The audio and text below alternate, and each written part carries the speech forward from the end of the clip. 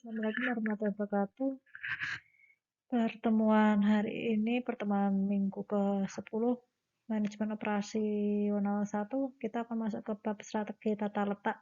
Karena kemarin kita sudah masuk ke strategi lokasi, sekarang ke strategi tata letak.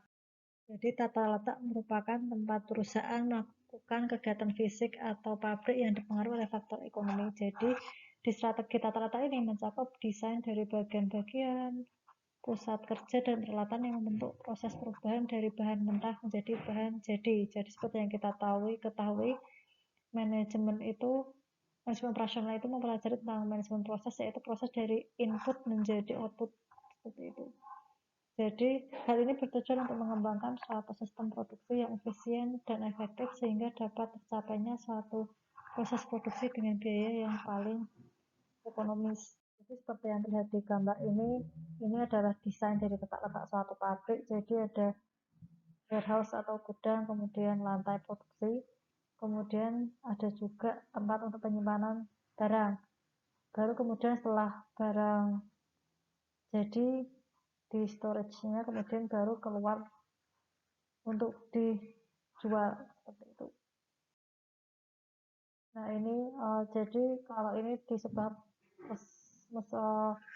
pabrik itu biasanya gudang bahan baku itu ada di depan, kemudian masuk ke proses produksi, ke mesin-mesin, baru ke proses perakitan atau assembly, baru ke gudang produk jadi.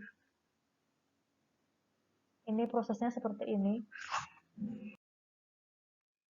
Nah, ada beberapa macam jenis lokasi, yaitu pertama lokasi fasilitas tunggal. Jadi ada beberapa pilihan. Jadi yang pertama pengembangan tempat.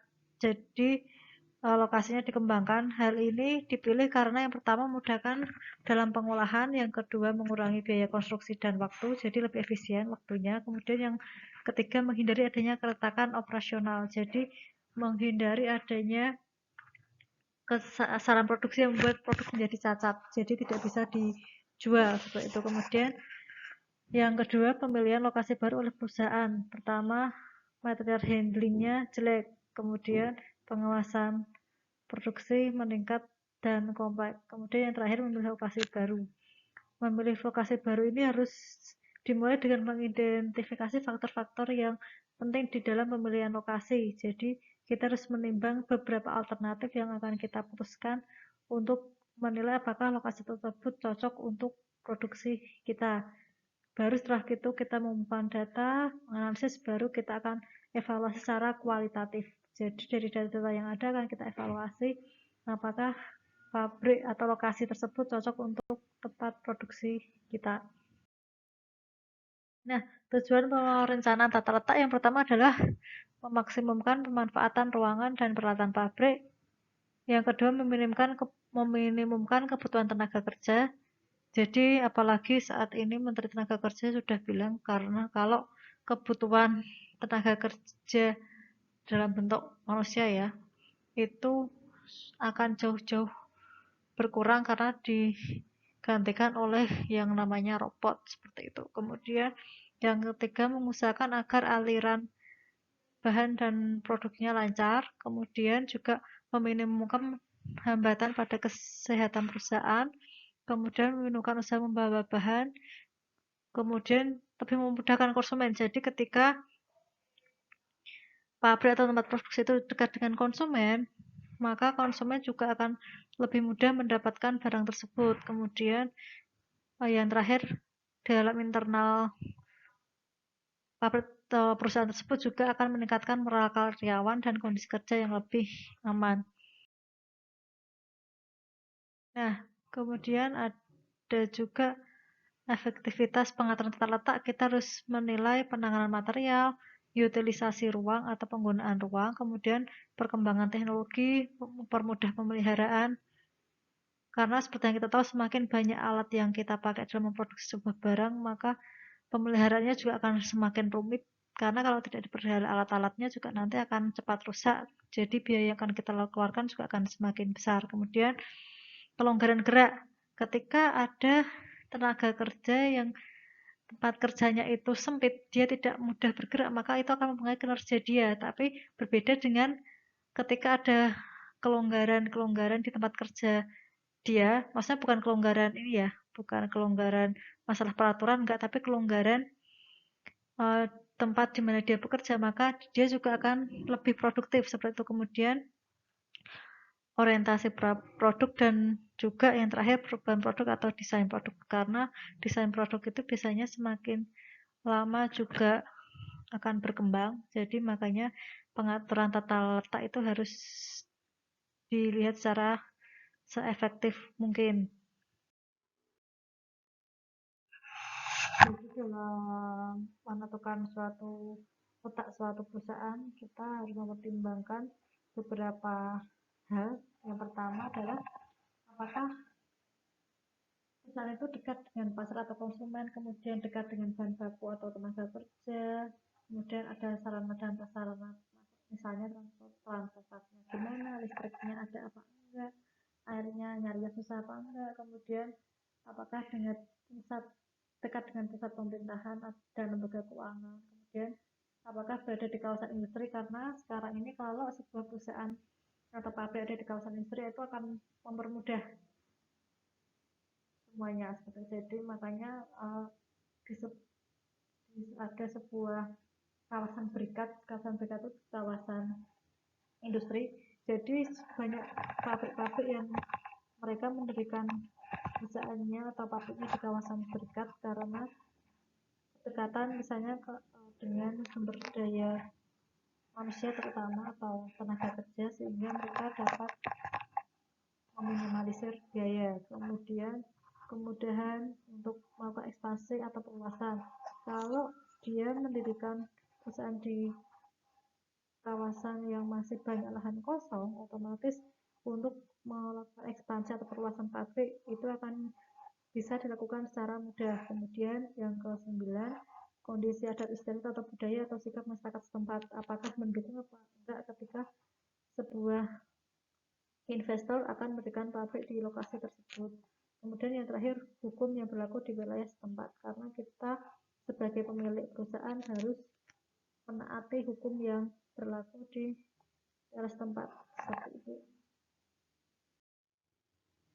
Kita masuk ke jenis tata letak dalam sebuah produksi.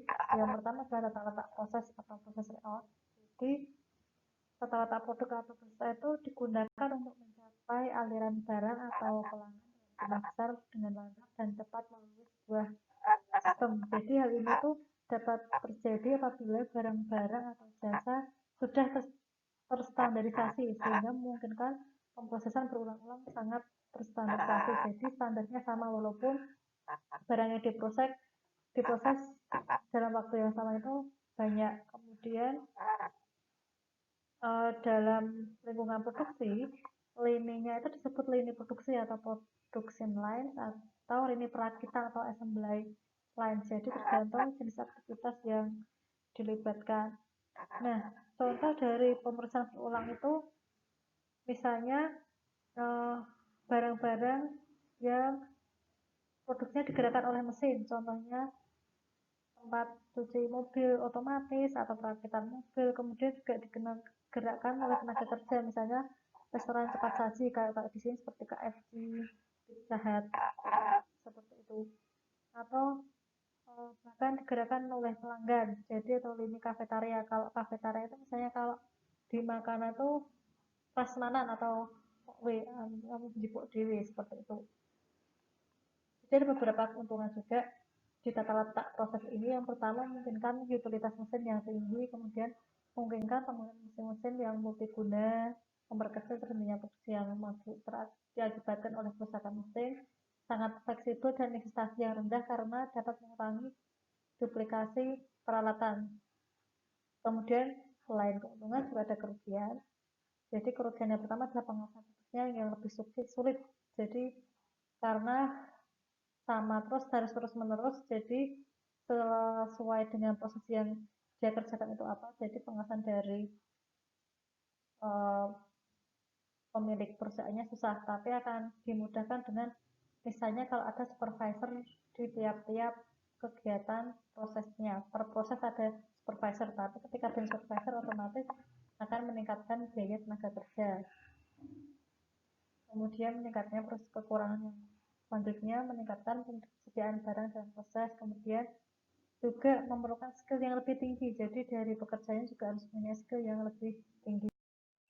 Produk atau produk layout, jadi ini salah satu jenis dari tata letak. Jadi tata letak produk atau produk layout ini adalah juga sering disebut flow chart atau continuous production system layout.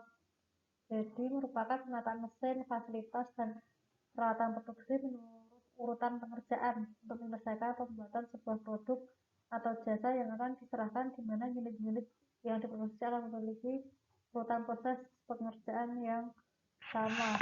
Misalnya nih, ketika kalian akan membuat sebuah roti, jadi kita akan mulai dari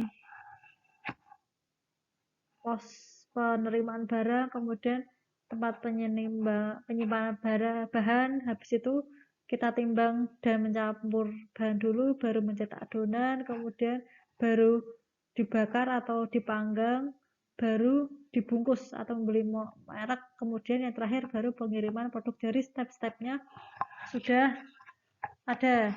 Contoh lain juga dalam kalau kalian misalnya beli makanan di fast food restoran seperti KFC atau Pizza Hut, itu step-stepnya juga sudah memakai tata letak produk. Jadi keuntungan dan kerugiannya bisa kalian baca di tabel yang ada di slide ini. Selanjutnya adalah tata letak posisi tetap atau fixed position layout. Jadi tata letak tetap itu lazim juga disebut juga dengan tata letak proyek.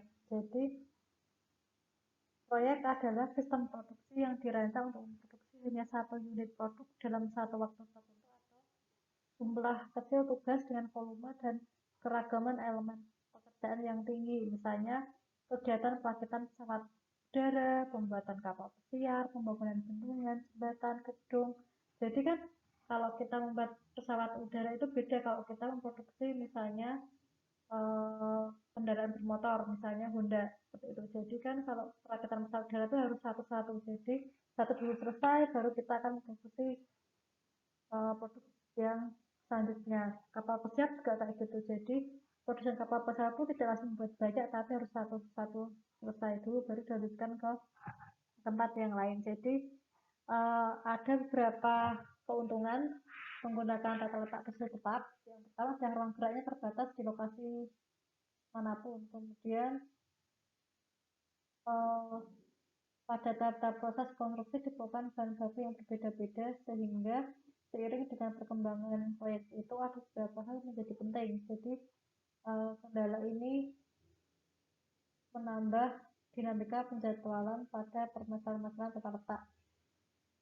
Jadi kemudian kerugiannya juga kita harus memerlukan tenaga kerja yang berpengalaman tinggi, kemudian juga harus diperlukan koordinasi dalam penjadwalan produksi, karena ketika tidak ada koordinasi maka waktunya akan molor, padahal kita mengerjakan barang itu satu-satu. Jadi ketika yang A molor, otomatis kita tidak akan masuk ke produksi barang B seperti itu.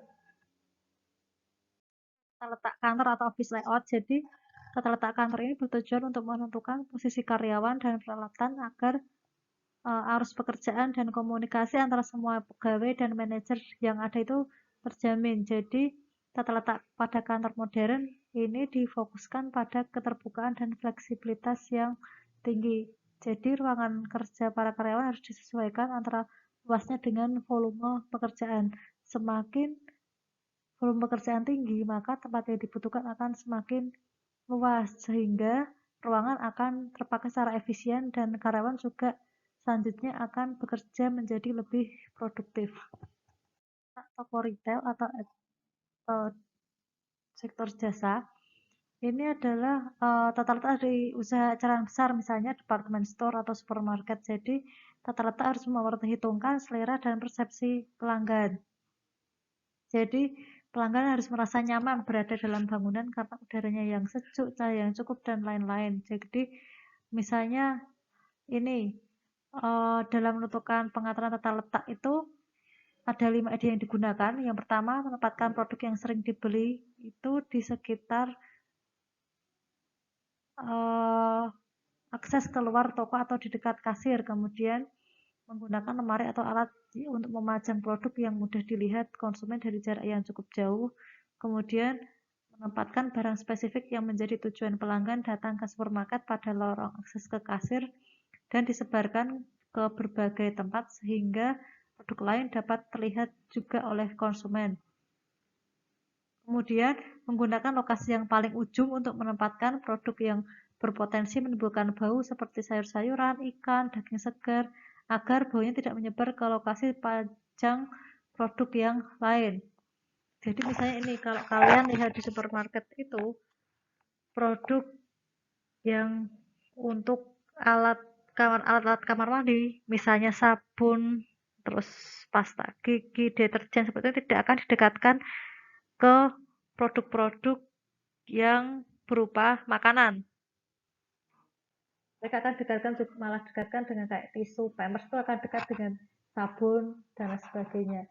Untuk produk makanan biasanya akan disendirikan dan tidak dicampur ke produk-produk lain yang berbeda yang banyak mengeluarkan bau yang menyengat seperti itu, biar mereka tidak terkontaminasi. Ini adalah tata letak pergudangan dan penyimpanan. Ini tujuannya adalah menemukan panduan yang optimal antara biaya penanganan barang dan ruangan gudang.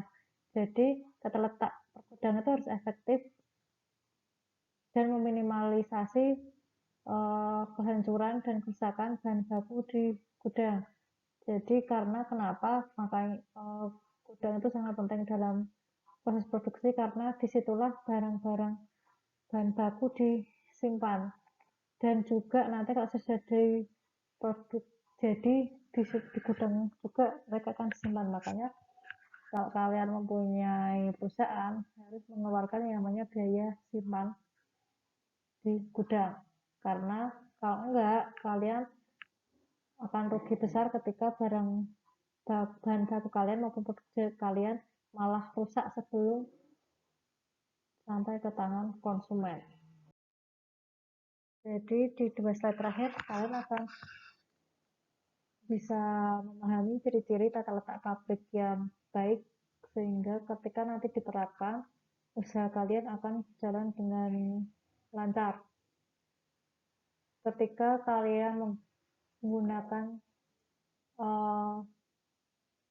teori tata letak pabrik ini dengan bagus, maka biaya-biaya yang seharusnya tidak kalian keluarkan akan tersimpan. Jadi kalian akan efektif dalam penggunaan biaya sehingga keuntungan yang harus kalian dapatkan akan meningkat. Ya, sekian dari saya. Terima kasih. Saya tutup pertemuan pada hari ini. Assalamualaikum warahmatullahi wabarakatuh.